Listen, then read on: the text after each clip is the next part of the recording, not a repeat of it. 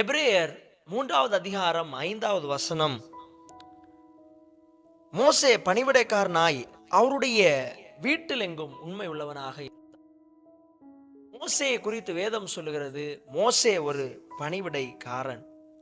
மோசே வீட்டில் உரிமையாளர் என்று சொல்லவில்லை, மோசே பணிவிடைக்காரன். இன்றைக்கு நம்ம பல நேரங்களில் ஆண்டவருடைய சபையின் கர்த்தருடைய ஆலயத்தின் உரிமையாளர்களாக மாறிவிடுகிறோம். இந்த உலக பிரகாரமான கட்டப்பட்ட ஆலயங்களா இருக்கலாம், அல்லது நம்முடைய சரீரமாகிய தேவனுடைய ஆலயமாக காணப்படலாம். நம்மை நாமே உரிமையாளர்களாக மாற்றிக்கொண்டு தெரிந்தோ தெரியாமலோ நம்ம செய்து விடுகிறோம். ஆனால் இவைகள் எல்லாம் ஆண்டவருக்கு உரியது. நம்முடைய சொந்த சரீரங்கள் தேவனுக்கு உரியது. தேவன் தான் அதன் உரிமையாளர்.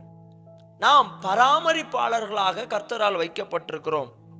அதனால தான் மோசே பணிவிடைக்காரனாய் உண்மை உள்ளவனாக காணப்பட்டான்.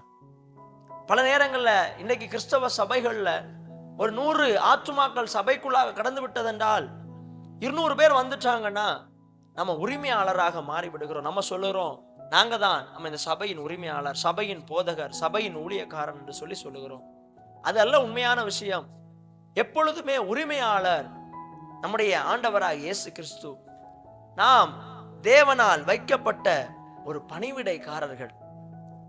அந்த மோசே எப்படி பணிவிடைக்காரனாய் தேவன் கொடுத்த பொறுப்பை செய்தாரோ, 3வது வசனம் சொல்லும்போது சொல்கிறது, வீட்டை உண்டு பண்ணினவர் வீட்டை பார்க்கிலும் அதிக கனத்துக்குரியவனாய் இருக்கிறான். அதே போல மோசையை பார்க்கிலும் இவர் அதிக மகிமைக்குரியவராக காணப்படுகிறார். ஆண்டவர் அதிக மகிமைக்குடையவர்.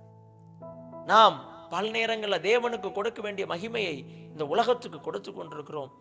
தேவனுக்கு கொடுக்க வேண்டிய மகிமையை இந்த உலகத்தின் ஆசீர்வாதங்களுக்கு கொடுத்து கொண்டிருக்கிறோம். சபையும் சபையை சேர்ந்தவைகளும் கர்த்தருடையது. நாம் எந்தவித சபைக்கோ அல்லது நம்முடைய சரீரத்திற்கோ உரிமையாளர்கள் அல்ல, தேவனால் வைக்கப்பட்ட பணிவிடைக்காரர்கள். அந்த ஒரே எண்ணத்தோடு நாம் உண்மை உள்ளவர்களாக இருக்க வேண்டும். ஆண்டவர் வருகிற நாள் வரைக்கும் எந்தெந்த பொறுப்பு நம்முடைய கரங்களில் ஒப்படைக்கப்பட்டிருக்கிறதோ அவைகளை உண்மையாய் செய்யும் போது, அவைகளை சரியாய் செய்து முடிக்கும் போது நிச்சயம் கர்த்தர் நம்முடைய காரியங்கள்ல இன்னும் மேன்மைகளை தருவதற்கு அவர் போதுமானவர்.